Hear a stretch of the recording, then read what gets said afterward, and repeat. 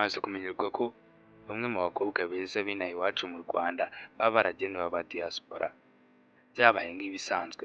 Uyu ni Vestine turi kukubwira inkuru y'urukundo rwe n'umugabo w'umudiyasipora, ni umugabo wo muri Burkina Faso.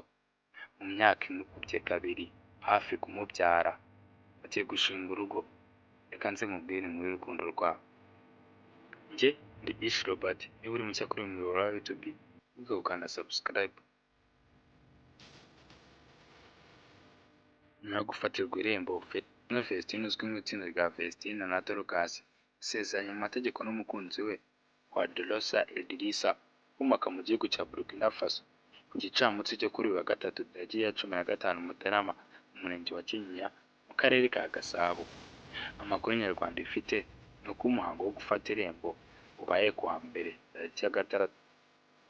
Amakuru yatugezeho ni uko umuhango wo gufata irembo ubaye kuwa mbere tariki 6 Mutarama 2025.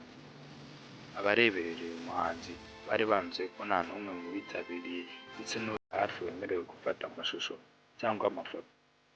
Vestine na Dorcas ni abakobwa bavukana, bamamaye mu ndirimbo zisingiza Imana zirimo Iriba, Simpagarara, Adonai, Ihema, Umutaka, Ibuye, Sibayari, Isaha n'izindi nyinshi. Iri tsinda rikunzwe cyane mu muziki wa gospel, rikaba rigizwe na Ishimwe Vestine na Kamikazi Dorcas. Ni abavandimwe babiri bavuka mu karere ka Musanze biyemeje kuririmbira Imana mu myaka yabo y'ubuto bwabo. Ishimwe Vestine tariki yavutseho ni tariki 2 z'ukwezi kwa Gashyantare 2004, akaba aherutse gusoza ayisumbuye.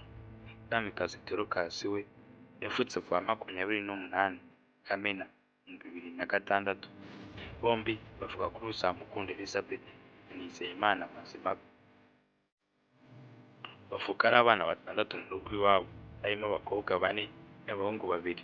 Baririmba muri Goshen Choir y'i Musanze.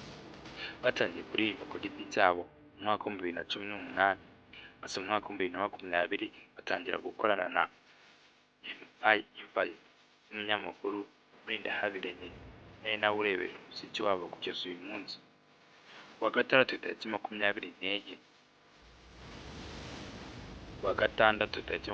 Ukuboza 2022, ubwo Vestine na Dorcas bakoze igitaramo cyabo cya mbere cyabereye muri Camp Kigali, bashyigikwa bikomeye n'abakunzi ba gospel. Igitaramo cyitabiriwe n'abarimo Apostle Mignonne Kabera banabwirije muri iki gitaramo, kanaba impano ya miliyoni. Iki gihe abo bakobwa bamurikaga alubumu yabo ya mbere aba yaraguzwe miliyoni 15.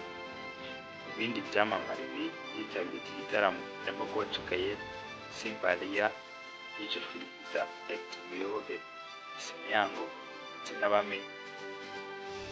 Kuri ubu inkuru iri kuvuga kuri iri tsinda rya Vestine na Dorcas kuko umwe muri bo ari nawe mukuru, Ishimwe Vestine, amaze gusezerana mu murenge n'umukunzi we Wadrosa Idrissa wo mu gihugu cya Burkina Faso imyaka 42. Amakuru avuga kuri uyu musore umukire cyane wakunze bikomeye uyu mukobwa, yiyemeza kuzabana nawe akaramata. None ubukwe buratashye. Ijwi ry'Ubumenyi TV yamenye ko nyuma y'ubukwe Vestine n'umugabo we Idrissa bazatora mu Rwanda. Jedi Ish Robert, ishimwe ko twabanye.